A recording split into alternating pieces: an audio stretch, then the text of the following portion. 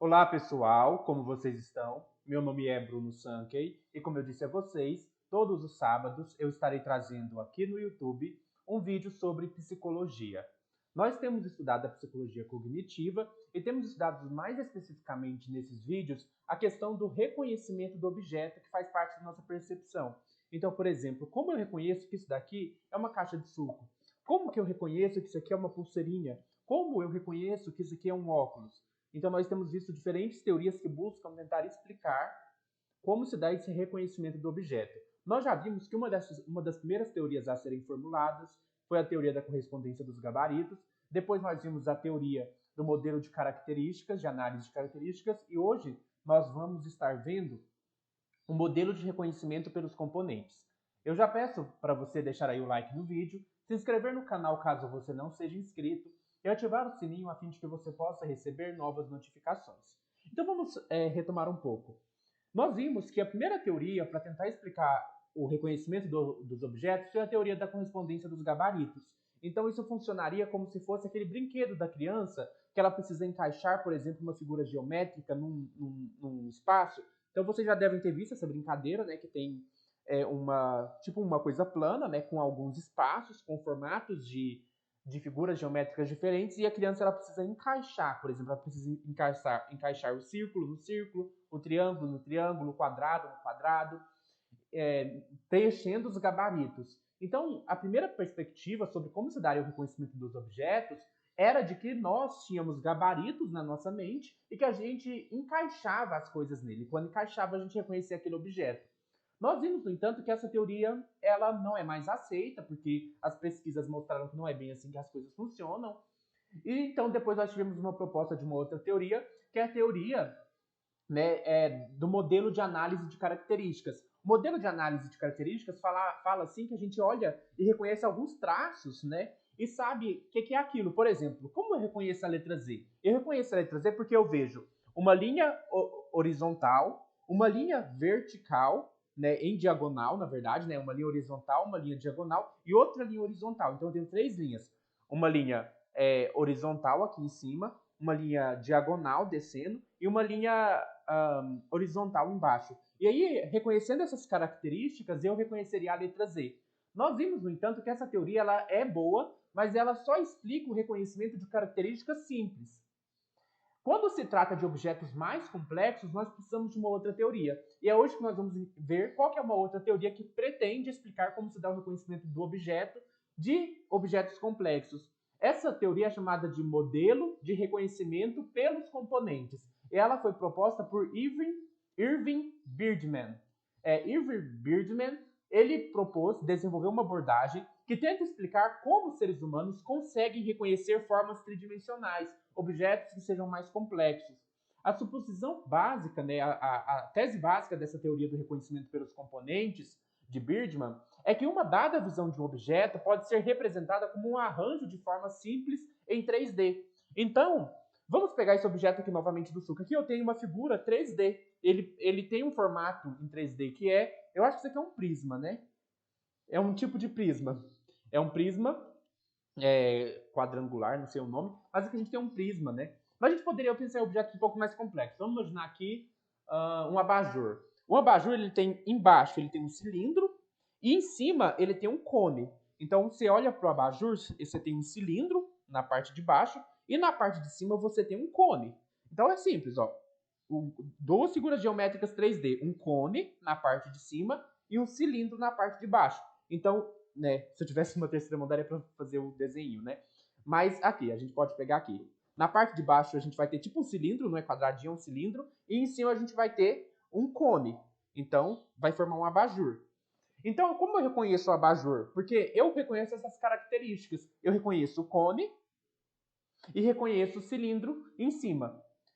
Então, o Birdman vai chamar essas figuras 3D de geometrical ions, que seria mais ou menos íons geométricos, né, a tradução. E esses geometrical ions, para não ter que falar a palavra inteira, geometrical ions, ele juntou e formou a palavra geons. Geons. Em vez de falar geometrical ions, a gente só fala geons. Em vez de geometrical ions, a gente só fala geons. Então, geons são essas figuras 3D, os geons, que a gente usa para reconhecer os objetos. Os geons, eles podem ser combinados para formar objetos significativos. Então, a gente pode pensar em vários geons, né? Falei do cilindro, falei do cone, falei do prisma. A gente pode pensar em outros também, outros objetos ou outras figuras geométricas 3D que nos permitem reconhecer o objeto. Então, né, cilindro, esfera, né, nós podemos pensar na esfera também. Nós podemos pensar em várias figuras geométricas que nos permite, então, reconhecer os objetos. Eu estou aqui tentando pensar em mais algumas, né? Tem algumas que eu não vou saber o nome. Mas a gente tem várias figuras geométricas 3D que nos ajudam e que formam os objetos e que nos ajudam a reconhecê-los.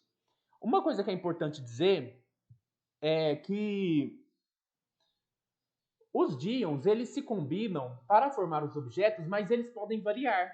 Então, os díons, eles podem, por exemplo, variar em relação à sua orientação com respeito a outros díons. Então, por exemplo, ao invés de a gente ter um cilindro embaixo e um cone em cima, talvez a gente pode ter uma figura que, na verdade, o cilindro está de lado, ou o cone está de cá. Então, assim, pode haver variações da maneira como os díons estão relacionados entre si numa figura, e também pode haver variações de proporções. Então, nós podemos ter uma figura geométrica em que o cone é grande, o cilindro é pequeno, ou que o cilindro é grande, o cone é pequeno. De modo geral, o Birdman vai falar assim que um arranjo de 3 díons já dá às pessoas informações suficientes para classificar um objeto.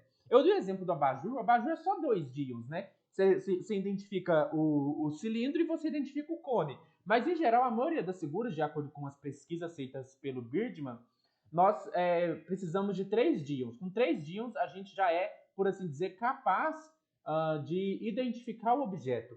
O Birdman também argumenta que essa teoria pode responder pelo reconhecimento de objetos mesmo quando eles estão parcialmente encobertos ou quando são vistos a partir de um ângulo pouco comum.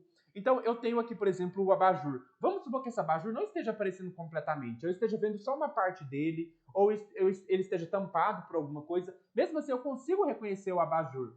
Né? Então, de acordo com essa teoria, a gente consegue reconhecer esses componentes tridimensionais, mesmo quando a gente está vendo só uma parte, né? Justamente porque eles são tridimensionais, então, mesmo que só uma parcela da imagem apareça para a gente é capaz de reconhecer a figura como um todo. Por que a gente é capaz de reconhecer a figura como um todo? Porque a gente faz uma espécie de rotação mental, né? A gente consegue deduzir que por trás dessa, por exemplo, aqui está aparecendo para mim só essa face dessa figura de prisma. Mas como ela é uma figura 3D, eu já deduzo que tem outras partes, mesmo na parte de trás e na parte do lado, porque envolve largura, altura e profundidade. Além disso, o Birdman ele chama a atenção para o fato de que muitas vezes nós usamos outras características perceptivas para reconhecer objetos que têm a mesma estrutura geônica. Por exemplo, isso daqui, esse prisma. Talvez um tijolo tenha o mesmo formato que essa caixinha de suco. Como que eu diferencio? O Birdman vai falar que além dos díons, além da questão geônica, né, já que vem de díons, a gente pode falar geônica, estrutura geônica, que vem de díons, ou géons, se a gente for ler como do português, géons, geônico. A estrutura geônica, a gente vai além dela também para reconhecer o objeto. A gente reconhece qual que é a estrutura. Então, por exemplo, por mais que isso daqui e um tijolo tenha a mesma estrutura geônica, seja o mesmo formato, o mesmo prisma, a mesma figura geométrica, a textura é diferente, a cor é diferente. Então, essas outras coisas também influem na maneira como nós reconhecemos um objeto. No entanto, é preciso dizer que essa teoria não é perfeita. Alguns pesquisadores, por exemplo, têm levantado críticas a essa teoria, demonstrando, por exemplo, que as pessoas apresentam um desempenho mais fraco no reconhecimento de objetos quando estes são vistos a partir de um ponto de vista pouco comum. Então, deixa eu pensar aqui com vocês.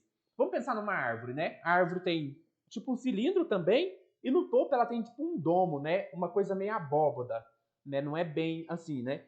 Mas se eu pegar uma árvore que tiver de um jeito de cabeça para baixo ou diagonal, assim, de cabeça para baixo e diagonal, e eu olhar para aquela árvore, as pesquisas mostram que demora mais um tempo para a pessoa reconhecer. Por que demora? Porque ela está numa posição muito incomum para uma árvore. Você não vê a árvore nessa posição. Então, às vezes, se uma árvore tiver de jeito diagonal de cabeça para baixo, demora um tempo para a pessoa reconhecer que aquilo é uma árvore. Então, algumas figuras elas ficam difíceis de você reconhecer ela dependendo da posição que elas estão. E aí, para tentar lidar com esse problema, foi desenvolvida uma abordagem que é chamada de abordagem centrada no observador, que busca explicar como a gente trabalha o reconhecimento de figuras quando elas não estão posicionadas de um jeito comum. De acordo com a abordagem centrada no observador, nós armazenamos um pequeno número de perspectivas de objetos tridimensionais. Então, além da gente reconhecer o objeto por causa dos díons, da maneira como a estrutura geômica está organizada, que tem o cilindro, que tem o cone, a gente também grava na nossa memória alguma maneira como isso costuma estar. Então, assim, a caixinha de suco, às vezes ela está de lado, às vezes ela está em pé, e a gente grava pelo menos algumas maneiras como a gente encontra esse objeto. Meu celular, às vezes eu encontro meu celular deitado assim na cama, às vezes escorado numa parede, ou às vezes de lado, né? Tá, mas às vezes, dependendo da posição que uma coisa tá, ela tá muito diferente. Isso a gente não tá gravado. Então a gente grava apenas algum pequeno número de perspectivas possíveis que a gente pode ver o objeto.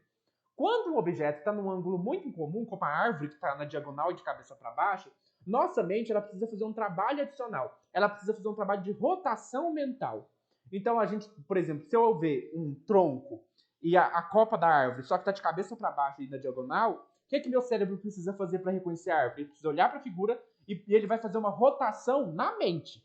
Então, por isso chama rotação mental. Ele vai imaginar essa figura agora girando ela e colocando ela na posição mais comum. E aí, quando ele faz isso, ele reconhece, uma árvore. Então, essa teoria da abordagem centrada no observador vai dizer assim que nós devemos, então, girar mentalmente a imagem do objeto até que ele corresponda a uma das perspectivas que já esteja armazenada na memória. Essa rotação mental exige, então, algum tempo e também a gente pode acabar cometendo erros, né, no reconhecimento do objeto. Por fim, existe uma outra coisa sobre o reconhecimento do objeto que a gente chama de processamento top-down. Eu vou explicar para vocês. Existem dois tipos de processamento. Existe o processamento bottom-up, ou seja, de baixo para cima, e existe o processamento top-down, de cima para baixo. Quando a gente está discutindo essas teorias, como modelo de análise de características, teoria da correspondência de gabaritos, agora que a gente está estudando, por exemplo, o modelo de reconhecimento pelos componentes, a gente está falando de processamento bottom-up. A gente está falando de algo que está externo, que está aqui, e que ele entra nos nossos sentidos e ele vai para cima. Assim, por assim dizer, figuradamente, ele vai para o nosso cérebro. Então, vem de baixo para cima. Vem daqui do estímulo externo para cima.